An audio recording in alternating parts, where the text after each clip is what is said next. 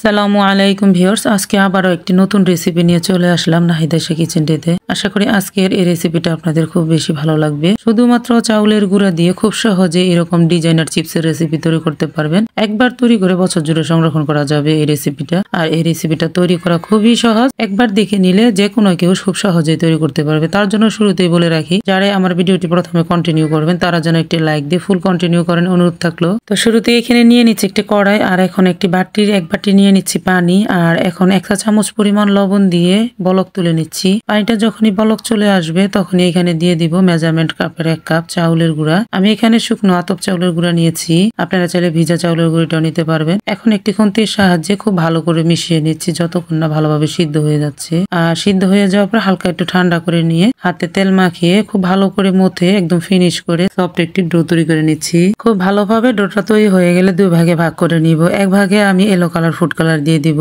আর food colour যদি আপনাদের পছন্দ হয় তাহলে দিবেন, যদি ভালো না লাগে তাহলে স্কিপ করতে পারেন। ফুড কালার দিয়ে আর সাথে সাদা কালার মিশিয়ে যদি এরকম চিপসটা তৈরি করা যায় তাহলে আসলে দেখতে খুব ভালো দেখা যায়। এদিকে আমি কালার মিশিয়ে নিতে নিতে আপনাদেরকে কিছু হাদিসের কথা শেয়ার করব। একতরফা ভালোবাসা গল্পটি সংকলিত হয়েছে সহিহ বুখারীতে। রাসূল সাল্লাল্লাহু আলাইহি সাল্লামের আপন চাচা আব্বাস রাদিয়াল্লাহু তাআলা আনহুকে বলেন, হে আব্বাস, বারিরার প্রতি মুগিসের এমন অপূর্ব ভালোবাসার বিপরীতে মুগিসের প্রতি বারিরার এমন নিরেট ঘৃণা দেখে কি আপনি আশ্চর্য হচ্ছেন না? বারিরা হলেন প্রতিপয় আনসারের দাসী। তার স্বামীর নাম ছিল মুগিস। দাসত্বের বন্ধন থেকে মুক্ত হয়ে স্বাধীন জীবনযাপনের প্রতি বারিরার প্রবল আকর্ষণ ছিল। তাই তিনি মালিকদের সঙ্গে এমন মর্মে একটি চুক্তি করেন যে একটি নির্দিষ্ট অঙ্ক পরিশোধ করে তিনি দাসত্বের শৃঙ্খল থেকে মুক্ত হয়ে যাবেন। তারপর তিনি আবু বকর রাদিয়াল্লাহু তাআলা আনহু এর কন্যা আয়েশা সিদ্দিকারও শরণাপন্ন হন, তার কাছে অর্থ সাহায্যের আবেদন করেন।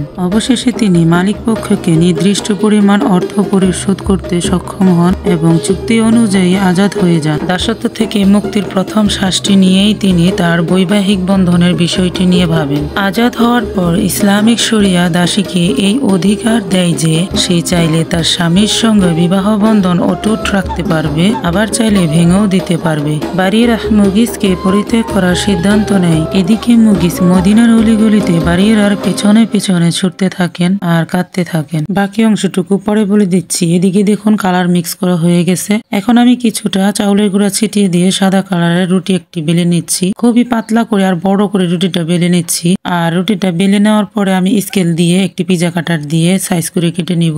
আপনারা দেখে নিলেই বুঝতে পারবেন আমি কিভাবে কেটে নিচ্ছি। এখন হাদিসের বাকি অংশটুকু বলে দিচ্ছি। এদিকে মুগিস মদিনার অলিগলিতে বারিরার পেছনে পেছনে ছুটতে থাকেন আর কাঁদতে থাকেন। হয়তো বারিরা অবশেষে সিদ্ধান্ত পরিবর্তন করবেন, তার কাছে ফিরে আসবেন এই আশায়। কিন্তু স্বামীর কান্না বারিরার মন গলে না, তার দুঃখে বারিরার মনে করুণা জাগে না। অবশেষে মুগিস নিরাশ হয়ে পড়েন, বুঝতে পারেন বারিরা তার কাছে ফিরে আসবে না। তাই শেষ চেষ্টা হিসাবে রাহমাতুল লিল আলামিনের দরবারে হাজির হয়ে অনুরোধ করেন তিনি যেন বারিরাকে তার ব্যাপারে একটু সুপারিশ করেন।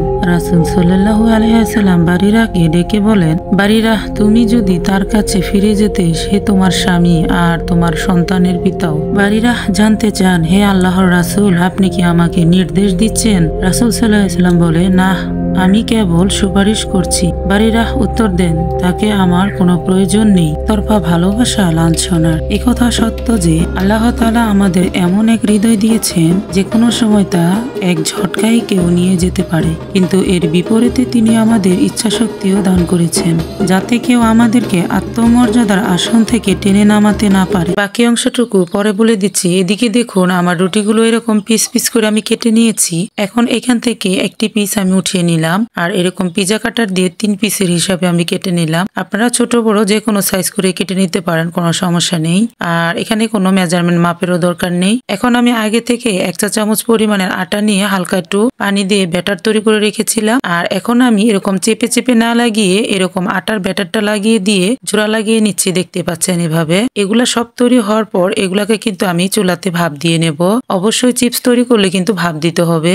আর এভাবে আটা লাগিয়ে নিলে তেমন একটি কোনো কষ্ট হয় না আর ছুটে যাওয়ার কোনো সম্ভাবনা থাকে না। তাই আমি আটার ব্যাটারটা নিয়ে নিলাম আর আপনাদেরকে তৈরি করে দেখিয়ে দিচ্ছি কিভাবে আমি লাগিয়ে নিয়েছি। একইভাবে আমি কালারিং রুটিটাও বেলে কেটে তারপরে কিন্তু এরকম চিপস গুলা তৈরি করে নিচ্ছি। তার মাঝে আপনাদের আরো একটি কথা বলে রাখি, আমার এই ভিডিওটি যদি আপনাদের কাছে ভালো লাগে তাহলে অবশ্যই চ্যানেলটিকে সাবস্ক্রাইব করে রাখবেন।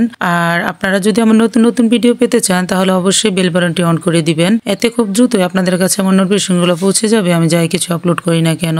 আর অবশ্যই একটি লাইক দিয়ে দিবেন, অনেক সময় আমরা লাইক দিতে ভুলে যাই। ভালো লাগলে পুরো ভিডিওটি দেখবেন। এদিকে আপনাদেরকে এগুলা তৈরি করতে করতে হাদিসের বাকি অংশটুকু জানিয়ে দিচ্ছি, যাতে কেউ আমাদেরকে আত্মমর্যাদার আসন থেকে টেনে নামাতে না পারে। যাকে আপনি ভালোবাসবেন আপনার হৃদয় তাকে পেশ করুন, কিন্তু সাবধান, কখনো ভালোবাসা ভিক্ষা করতে যাবেন না। ভালোবাসুন, কাছে টানুন, যাচাই করুন, তবে আপনার অবশ্যই জানা থাকা চাই কখন আপনাকে থামতে হবে।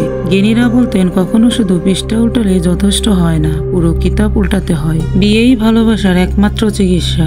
নারী কোনো নিলামের পণ্য নয় যে মোহর যে বেশি দিবে সেই হস্তগত করবে। মেয়ের মন একজনের কাছে পড়ে আছে আর তাকে আরেকজনের হাতে জোর করে তুলে দেওয়া হচ্ছে, এটি সুস্পষ্ট জুলুম। শরীর খুন করার চেয়ে হৃদয় খুন করা বেশি জঘন্য, বেশি যন্ত্রণাদায়ক। প্রাচীন আরব বেদুইনদের মূর্খতাকে ঝেঁটিয়ে মন থেকে বিদায় করুন। যারা আপন কন্যাদেরকে পছন্দের পুরুষের কাছে বিয়ে দিত না, তাদেরকে ভালোবেসেছে বলে আপনি সেই মহান মানুষের অনুসরণ করুন যিনি বলেছেন পরস্পর ভালোবাসে এমন দুজনের জন্য বিয়েই একমাত্র সমাধান। বাকি অংশটুকু পরে বলে দিচ্ছি। এদিকে দেখুন সবগুলা চিপসে আমি খুব ভালোভাবে রেডি করে নিয়েছি। এখন আমি এগুলাকে চুলোতে ভাপ দিতে নিয়ে যাব। তার জন্য ডিস্কো পাতিলে একটি মসুরি কাপড় বেঁধে এখানে আমি কিছু পানি দিয়ে ভাপ তুলে নিয়েছি। আর এখন এগুলাতে আমি সবগুলা চিপস গুলাকে এরকম সোজা সোজা করে বিছিয়ে দিব আর এগুলাকে 30 সেকেন্ডের মতন ভাপিয়ে নেব। খুব বেশি সময় ভাপানোর দরকার নেই, যেহেতু এটা আগে থেকে সিদ্ধ করে রাখা রুটির খামির। হালকা 30 সেকেন্ড অথবা 1 মিনিটের মতন রাখলেই কিন্তু হয়ে যাবে। এখন আমি ঢাকনা দিয়ে একের পর এক সবগুলো ভাপিয়ে নিচ্ছি।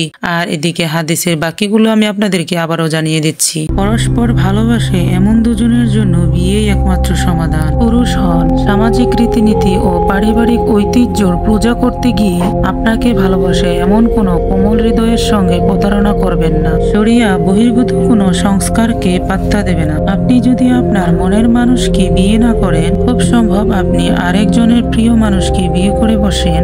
আমাদের এমন অনেক সংসার আছে যেগুলো অনেকটা মূর্তির রূপ ধারণ করেছে। হাদিসের বাকি অংশটুকু পরে জানিয়ে দিচ্ছি। এদিকে দেখুন সবগুলো আমি ভাপিয়ে নিয়েছি আর দেখতে কতটা সুন্দর দেখা যাচ্ছে। এগুলো কিন্তু এখন রোদ্রে শুকিয়ে নিতে হবে। এগুলো একদিনের মতন রোদ লাগবে শুকিয়ে নিতে, তবে বেশি রোদ্রে দেওয়া যাবে না। আমি কিন্তু রোদ্রে বেশিক্ষণ দিয়ে ফেলেছিলাম। আমার একটি জরুরি কাজ ছিল, যার কারণে আমি তাড়াতাড়ি রোদ থেকে নামিয়ে নিতে পারিনি। পরে যখন মনে হয়েছে তখন দেখি আমার এগুলো একটু বেশি রোদ্রে হয়ে গেছে। তার জন্য আপনাদেরকে বলে দিচ্ছি এগুলাতে কিছুতেই বেশি রোদ লাগাবেন না। একদিন রেখে দিলে কিন্তু খুব সুন্দরভাবে তাড়াতাড়ি শুকিয়ে যাবে। এদিকে আপনারা দেখতে পাচ্ছেন সবগুলা চিপসে আমি খুব ভালো করে শুকিয়ে নিয়েছি। এখন এগুলাকে আপনারা চাইলে সারা বছরের জন্য সংরক্ষণ করতে পারবেন। আর এই চিপস গুলাকে দেখে কেউ বুঝতেও পারবে না যে আসলে এগুলা কি চাউলের গুঁড়ার চিপস কিনা। আর দেখতে খুবই সুন্দর হয়, ভাজতেও খুবই সুন্দর হয়, খেতেও টেস্টি। এখন আমি আপনাদেরকে ভেজে দেখিয়ে দেব। ভাজার জন্য চুলাতে আমি একটি কড়াইতে তেল দিয়ে দিয়েছি। তেলটা খুব ভালোভাবে গরম হয়ে আসলে চুলাটাকে মিডিয়াম লো আছে হালকা আছে ভেজে নিচ্ছি। এগুলা কিন্তু খুব হালকা আছে ভেজে নিতে হবে।